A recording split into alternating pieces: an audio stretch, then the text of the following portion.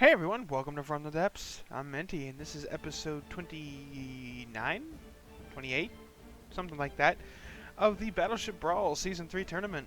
This is a new challenger day, and, well, since it's a new challenger day, I should probably start with the new challenger, the HMS Obdurateness by Branjoman. It's a very compact vessel, very small, probably has lots of heavy armor on the inside here, I'm guessing. It just got some lining. No, but it's a very compact little thing. That might cause it some issues with if it starts getting holed, and might have some issues with staying afloat. And it's going up against the Kronstadt by Nosy Rat.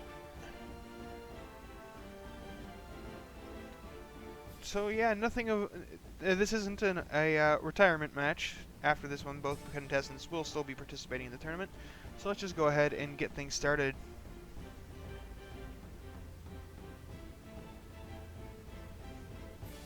Both vessels doing their initial maneuvers, getting their cannons ready. Obdurateness fires first. Those are actually some pretty fast-firing guns there. Oh, just sailed over the Kronstadt. The Kronstadt's return fire connects with the side of the HMS Obdurateness, and it lost oh, jeez, it lost two guns from that. Both of its rear main guns were knocked out by that initial strike. Oh, that is a devastating blow. Oh, but it's got some high-arcing guns. That's causing some serious plunging fire. That was a shot into the bow of the Kronstadt there, but did not seem to do much. Again, nothing major. And oh, jeez, the Obdurateness is getting absolutely shredded. It's getting blown apart by the firepower of the Kronstadt.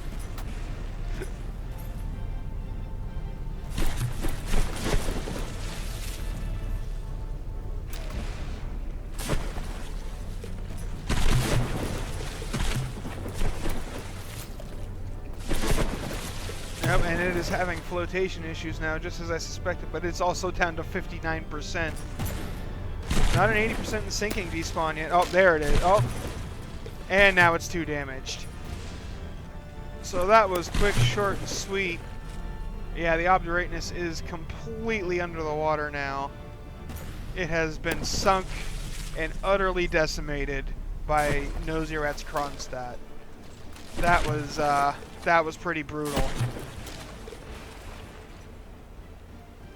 That was pretty brutal. Man. So congratulations, Nosy Rat. The Kronstadt has claimed another victory, and I believe that puts it at 4.5 lives, which means if it wins again, if it wins its next match, it will become a champion. If it doesn't shoot itself too much. Anyway, thanks for watching. I hope you guys enjoyed, even though this was a really, really short video. And I'll see you on the battlefield.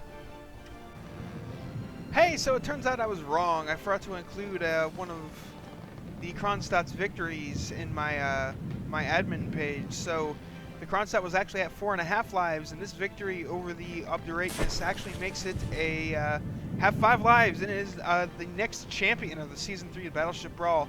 Kind of sad to see it to go, because it just did 4 battles, got its 4 battles in real quick, and now it's out of here again. But it is a very nice looking ship. It's very nice to look at. It's got these little lifeboat things here on the side. The cannons are nice looking. I like the the vent thing that it's got going. And it's a very large vessel, but this superstructure just looks awesome. Like, I wish I could build things like this, but I can't. I have tried. I do not do well with it. But anyway, consider this the overlook here of the ship. Give you a second to check it out for the Hall of Beauty voting, which will be commencing in the comments as usual. Once again, there will be a comment saying to induct the ship, and a comment saying to not induct the ship. Upvote the comment that you vote for. 90% yes means it gets in. So now we're going to go ahead and do a little look into the function of this ship and see what made it a champion here. It's not the fastest ship, but it is pretty fast at 18 meters per second. For this size, that's pretty quick. It's got quite the bank of propellers back here. Does it have more inside, maybe? I'm not sure. That doesn't seem like a lot of... Oh, it's got more up here. Okay. I was going to say, yeah, it's got a bunch along the underside. All right. I was going to say, that one bank at the end there did not seem like it was anywhere near enough to make it move this fast. So, yeah, that's understandable. Let's go. What is this? Oh, that's the spawn stick. It just got stuck to the bottom. But, all right. So, yeah, it goes 18 meters a second. Let's go ahead and check its turn rate. You see, it's... Oh, and it just blew up the spawn stick by running into it. Okay. See, it's a pretty tight turning vessel despite its speed. Does it use... Nope, it doesn't use differential thrust to assist it. It's, there's a little bit of... You can see it in that island there. There's a little bit of jitteriness to the turn, but it's not bad. It was not enough to make me throw it out. It turns smoothly enough. But it's definitely getting towards the edge there. If your ship is more... If your ship's turning is less smooth than this, you might want to tone it down a little bit. But, yeah, so it's fairly fast, fairly maneuverable, so those are definitely pluses. And it is armed with 27 different guns. And not all of them it can fire once. It looks like it can fire with 24. Oh, no, not 24. It would be, there's 6 there, so it would be 18 at any one time. It's armed with one rear-mounted triple-barrel main gun here. It's a 2-meter clamshell gun here with very heavy kinetic focus, minor explosive compared to what it could have for a 2-meter shell. Oh, it's got fragmentation. Oh, interesting. Very interesting. Then it's got these smaller minimum gauge. 1273 is the minimum gauge, just high explosive shells. Just, yeah, that's a lot of explosive damage. Are these ones the same? It's more or less, yes. Yeah, they're more or less the same. They might be exactly the same. And then on the front, it's got 2 of those main cannons. So this thing has quite a bit of firepower in it. And rather than using armor, because its armor is not particularly thick. It's got some slopes on the inside. But yeah, like this outer bit is just wood, and then there's another layer of wood, then there's space and more wood. And yeah, well, that's in the bow, so that's probably the least armored part. But still, even if we come up here, the bulge armor, this is all just wood. And then it's got some it's got, okay, and for the guns, it's got 1, 2, 3, looks like 3 layers of wood at most, a space, and then 2 layers of stone and a layer of metal protecting. Oh, but those are the secondary guns. What about the main turrets? What kind of armor do they have on them? Looks like it's quite a bit thicker there. Okay, that makes sense. Got a layer of wood, space, then 2 layers of stone, metal triangles to reinforce that stone to give it a little bit more armor class. Some more stone and metal. And yeah, actually the citadel for the turret here is actually pretty heavily armored. Is that the same over here? Yeah, but it's pretty much the same. Oh, we've got these interspersed triangles, I guess to make the stone more resistant to explosive damage if a shell gets in, like say if a shell came in. Whoops, let me zip down in here again. There we go. And see how these things are here. So like if say a shell came in and it hit and it detonated right here. You know, I'm gonna go into build mode. That'll make this so much easier.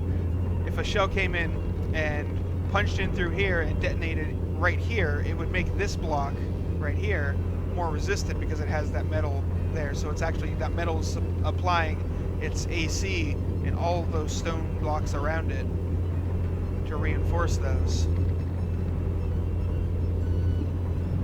And a lot of the armoring is stone. Oh, with some heavy armor triangles on the very inside of the citadel itself to boost things up a little bit more. Interesting. I'm liking seeing how all the people do their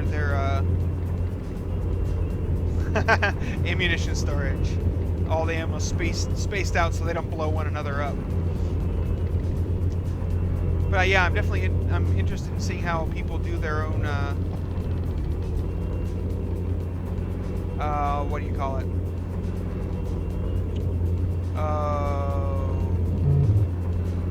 Wait, what? Why is I'm confused? Where is my save sub-objects button? Where did it go? Am I not on the sub-object? That might be.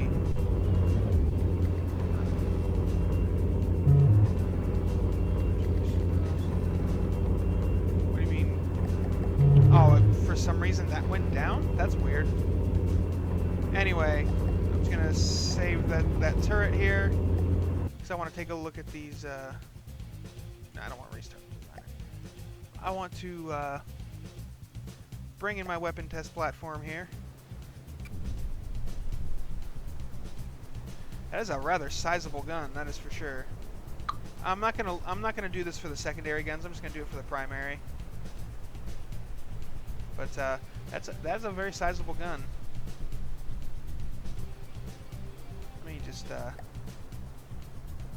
oh, I thought I deleted the turret, but I apparently deleted the wood block in front of and beneath the turret. So it's 3 guns, but it's got all the way around construction here.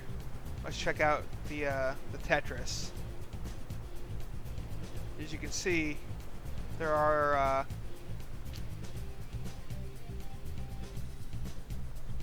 this frag block has 1, 2, 3, 4 connections to it, which is very nice.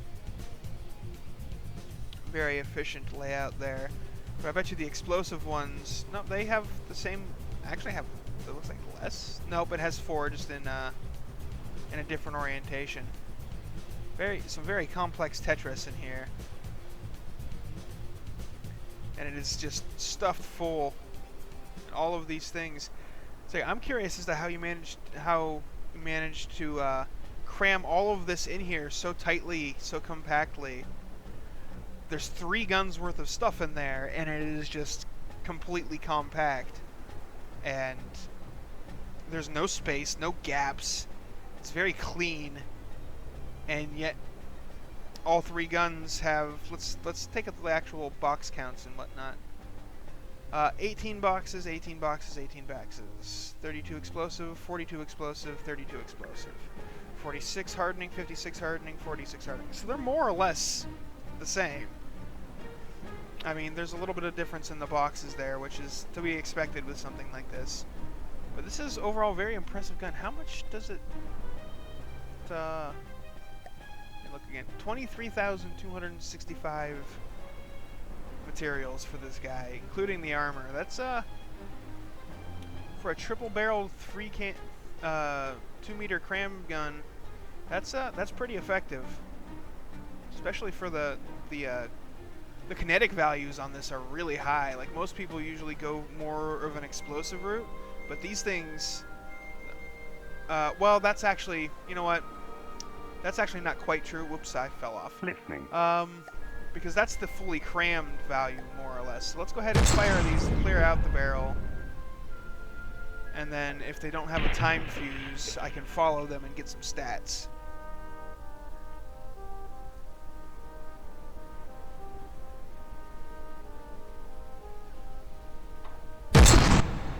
Alright, so 11,000 kinetic damage with 82 armor pierce and 7.8k explosive damage is what this shell has.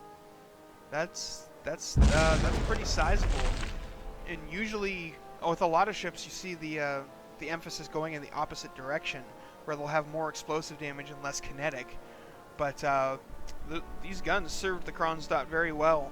They were quite devastating on everything they hit. It was a joy to watch it.